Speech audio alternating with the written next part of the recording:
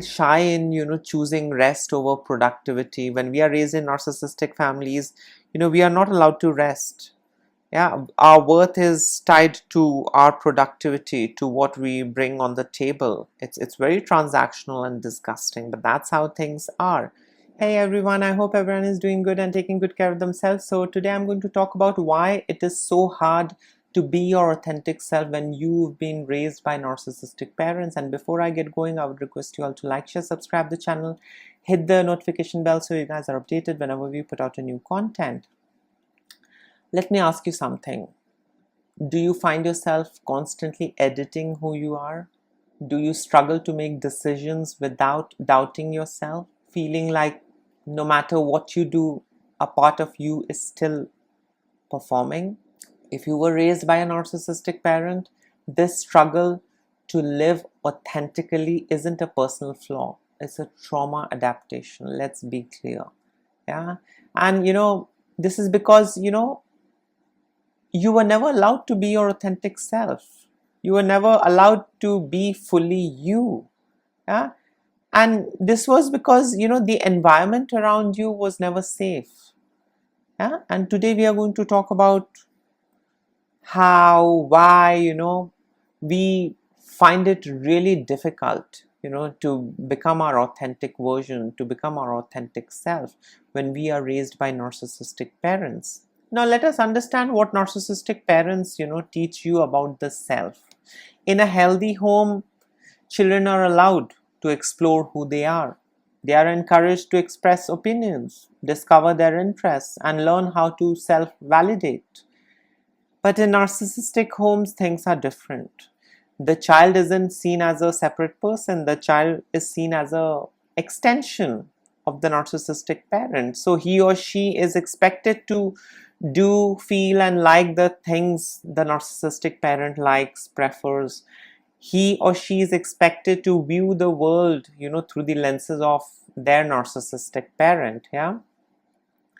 These kids who are raised by narcissistic parents are seen as a reflection, an extension, or, in worst cases, as a threat. So instead of developing a true self, the child learns to create a false self, yeah, one that narcissistic parent approves of.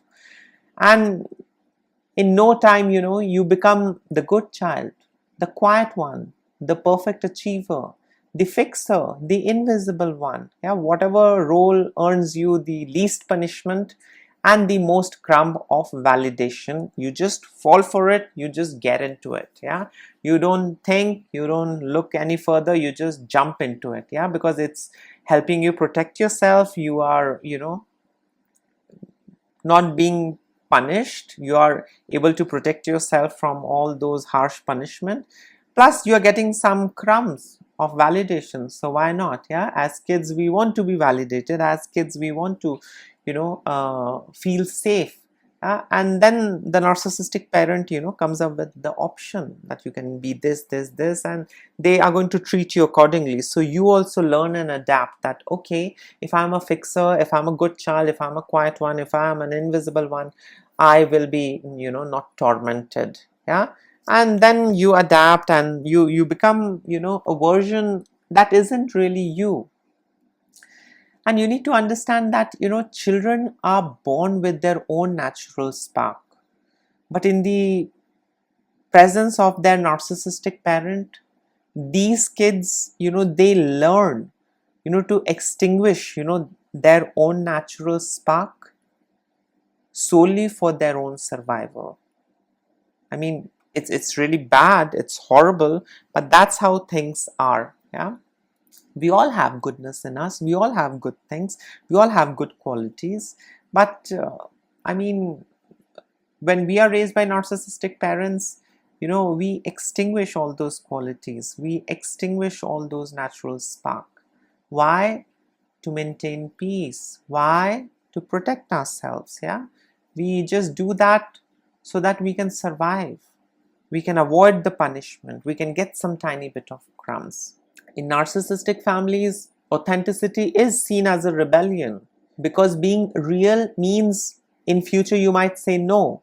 In future, you might set boundaries. In future, you might outshine them. Yeah. Or worse, you might see the truth, of who they are and distance yourself. And they don't want that. Yeah. So from a young age, they train you. They train you to keep your real self aside, because if you bring out your real self, you might lose love. If you will say what you want, if you will express your needs, you will be shamed. So you put aside your needs. If I take up space, I will be punished. So let me try and be invisible. If I talk my heart out, I'll be punished. I'll be beaten blue and black. So let me not express. Let me keep my mouth shut. Yeah. So when you are raised in narcissistic family, that's how these narcissistic parents train you to hide. They train you to shrink and they train you to mask. Yeah. And it all works, the way how they want, until one day. Yeah. And that one day, brings about that change. That one day you start, waking yourself up from that, long slumber. Yeah. And then things change. You start prioritizing yourself. You start seeing them for who they are. It's a kind of an awakening that happens. And when it happens, none of the trick works anymore. Now, when you are raised by narcissistic parents, when you are forbidden from being your authentic self, you are damaged. You are groomed and conditioned to suffer more. Yeah. And that's how they have you on hook. Now, with such a conditioning, brainwashing, all that manipulation, you literally, become a version that attracts toxic individual, a version that just suffers, a version that pleases others, and that's it. Yeah. When you are raised by narcissistic parents, when you are forbidden, from being your authentic self, all of this shows up, in a lot of different ways in adult survivors. Yeah. And there is a common thing that I have seen with adult survivors. Yeah. What I call as identity fog. Yeah. And I'm sure you guys will be able to relate to it. And what I mean by identity fog is that you don't know who you truly are. You don't know what you truly like. Yeah.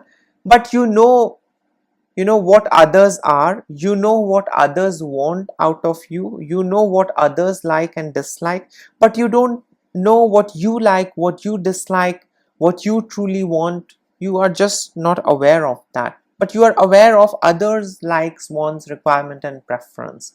You in general struggle, to make decision without approval. So if there is no approval, you are in stasis. You are in that slumber. You are just there. You won't be able to perform. You won't be able to come to a conclusion. You won't be able to, make any decision because there's no approval. Yeah. You're so dependent on approval. Yeah. And of course, the credit goes to a narcissistic parent. The other way how identity fog pans out is that you feel guilty for saying no or for asking anything for what you need. Yeah. So you hate saying no, because every time you said no, you were punished. Every time you said no, you were labeled as selfish, mean, and love was withheld. So when you grow up to be an adult, you really don't want to hurt others. You don't want to lose connection, relationships. So the best thing is say yes to anything and everything, even if it, hurts you, even if it drains you. So what? At least I'll be able to rescue a relationship. I'll be able to have a relationship and connection. Yeah, I won't be, alone. I will have someone. Yeah. But saying no might jeopardize relationship and connection. So the best thing is say yes, even though it hurts me, even though it drains me, even though it destroys me. Hardly matters. The other way how identity fog affects us, our adult life is, we start abandoning our intuition even when it's screaming truth. We don't believe our own gut, we don't believe our intuition. We look out for external sources of information and validation. We don't believe our instinct, we don't trust our instinct, we don't trust our hunch, we just don't, you know because we don't even believe ourselves, we don't believe our thought, we don't believe in our emotion. We are constantly surrounded by confusion, and because of that we grow up to be an adult who is not sure about our own self and about the others. Yeah, so I mean, such a person will always invalidate, minimize, or dismiss their very own intuition, their very own gut feeling. Yeah? The other way survivors experience identity fog is they feel shame when someone compliments the real them. I mean, when someone compliments the real you, you feel ashamed, you feel shy. Yeah? Even though they are complimenting the real you, even though you are being appreciated, but you feel bad, you feel shy. Oh, don't compliment my that side. Don't do that. Yeah, because you were shamed in the past. Yeah, so when someone compliments, it's an alien thing. It doesn't feel home, it doesn't feel good, because you were trained and made to believe that your false self got all that love, affection and everything. The real self was punished. Yeah, so if someone addresses, or if someone compliments the real self, it almost looks like a bad thing to you. No, no, no, no, no, I'm not that. No, no, because it's been long that you were keeping yourself safe by not being your authentic self. Your false self, your false version kept peace. Your fake version safeguarded you. Your fake version got you crumbs which you interpreted as love. So I mean, with time, it was a part of who you are, that being honest, being truthful, being my true self will get me punished, shamed, mocked, criticized. So let me be the false version. The other way how these narcissistic parents keep influencing and affecting your adult life is by making you your very own inner critic. Yeah, so that inner critic, that brutal and cruel inner critic that is inside of you is not a part of you. It's the narcissistic parent, your narcissistic parent inside of you, the voice that keeps telling you, don't wear that, you look stupid, don't speak up, you'll mess it up, what do you think you are, you'll be rejected if you do this, if you do that. And to tell you honestly, that's not your voice. Whatever you hear, whatever we experience, that's not our voice. That's the internalized narcissist. Yeah, it is the echo of someone who needed you small, compliant and easy to control. It's not the truth, to tell you honestly. It's just a kind of a trauma echo. That's not who you are.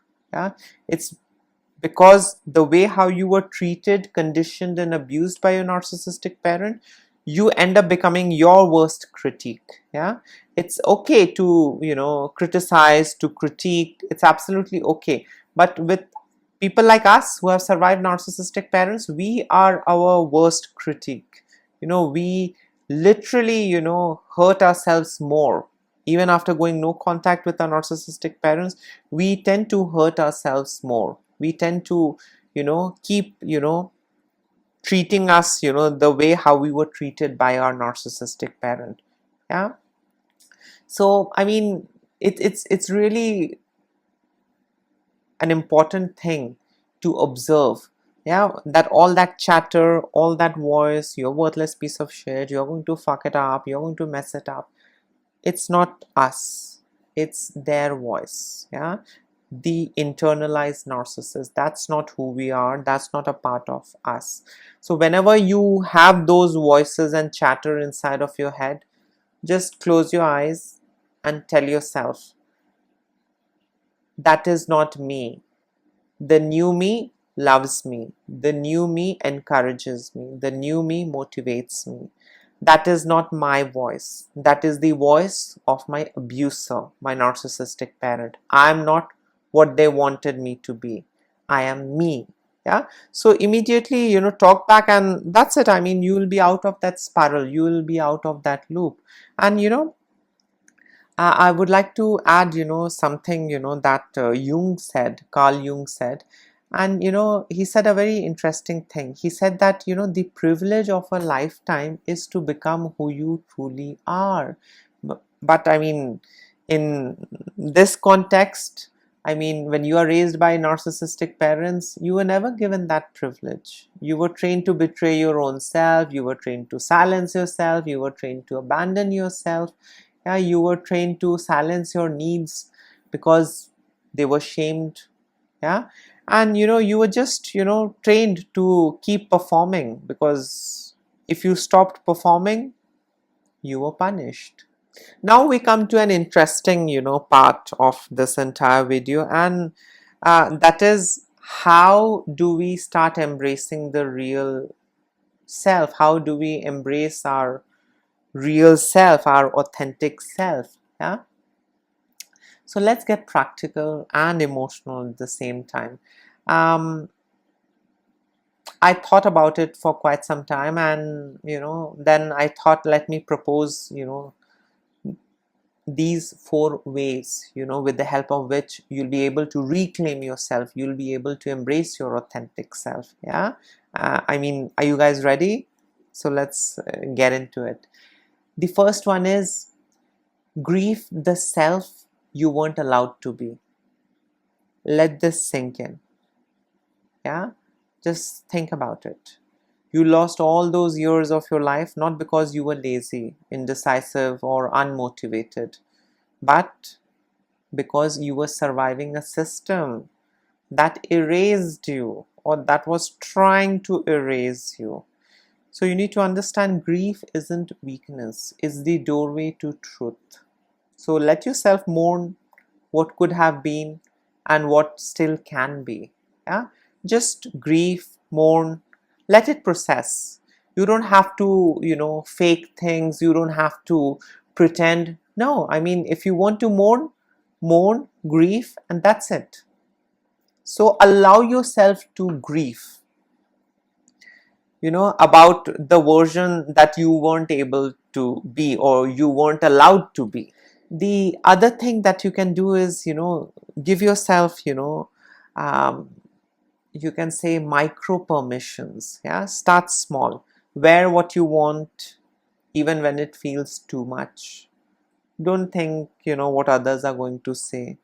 Say what you feel even if your voice shakes. Speak your truth, speak it out. Don't hold back. Wear what you want, eat what you want, of course the healthy and the good thing. I'm not trying to tell you to ruin your life, but yes, I mean, speak what you want to say, wear what you want. you know don't feel shy in choosing rest over productivity. When we are raised in narcissistic families, we are not allowed to rest. Yeah, our worth is tied to our productivity, to what we bring on the table. It's very transactional and disgusting, but that's how things are. So when you are on the journey of becoming your authentic self, please understand that every small act of authenticity rewires your entire nervous system and says, it is safe for me now. It's okay. Let loose. Let me just be me. Yeah. So don't, try and, put boundaries. Just, let it go. Just do what you feel like. Yeah. The other thing that you can do is separate your inner voice from theirs. So when you hear self-doubt or any kind of a chatter, just pause and ask, is this actually me or is them talking? Just pause, think about it, and ask yourself this question. Yeah. And I mean, if you can't ask, at least write it down. That is also helpful enough. Yeah. Then challenge it and replace it. Yeah. And you need to understand that you are not responsible for their shame anymore. Yeah, so whenever such a voice, starts overtaking your mind in the head, just challenge it. Is that voice me or my parents? And if you can't, vocalize, if you can't speak that out, just write it on a piece of paper. Yeah, and then challenge it and then replace it. No, that's not me. No, that's not my voice. That's the voice of my abusive parent. And that's not me.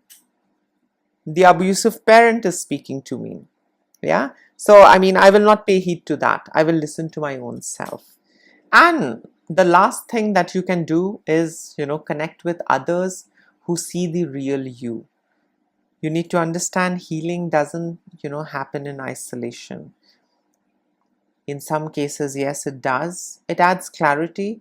But in order to fully heal, you need to surround yourself with good people. Yeah, you need to connect with others who are able to see the real you. Find people, friends, therapists, support group, where your authenticity is not only allowed but celebrated. Yeah, people are happy, for who you are or however you feel good. People are happy and they are celebrating you. Yeah, and not just allowing you to be yourself. They are celebrating you in your authentic version, in your authentic form.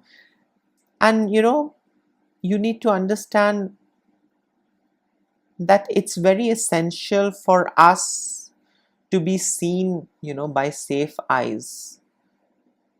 And this helps us eventually see our own selves clearly. So when others start seeing us, when others start validating us, when others start making us feel safe, or let me put it this way, when we are seen by safe eyes who are not hurting, manipulating, guilt tripping, or shaming us, we start seeing our own selves clearly. So, yes, this was it. And before I conclude, I would like to tell you all, if you struggle to know who you are, if you feel like your identity is just a kind of an act or a performance, if you are tired of abandoning yourself to make others feel comfortable, please know this, that it's not your personality, it's not your responsibility, it's got nothing to do with you. You were in an unsafe space, and that's how you survived and protected yourself. Yeah. So create a safe space for yourself where you can be your authentic self. Authenticity is a kind of a repellent also. So if you are becoming your authentic self, a lot of toxic people will run away. A lot of your narcissistic friends, relatives, your narcissistic parents are going to discard you. They are going to move on. It's a good thing also. If you become your authentic self, you don't have to carry the burden on your shoulder. Yeah, of all those responsibilities, do's and don'ts, and obligation. You don't. If you can embrace the authentic self, if you can embrace me in my authentic form and version, it's okay. We can have a relationship. But if you can't, I'm not going to shapeshift. Yeah, and trust me, your authenticity is going to, get rid of a lot of people, especially the toxic ones, the unhealthy ones, the narcissistic ones. So yes, this was it. In case if you would like to add in something, you can always comment below. Till then, take care of yourself. Lots of love and blessings to all of you. Bye.